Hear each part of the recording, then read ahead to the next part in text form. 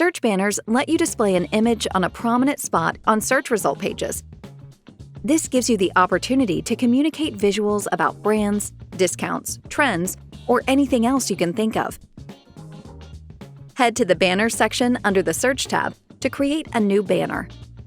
Here you can edit a few settings. Set a description and the active from and active until dates.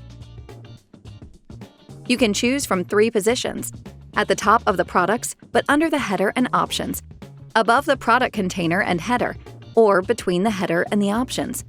Now choose a trigger for the banner and the category where the banner should be displayed. Save the settings, and you're done.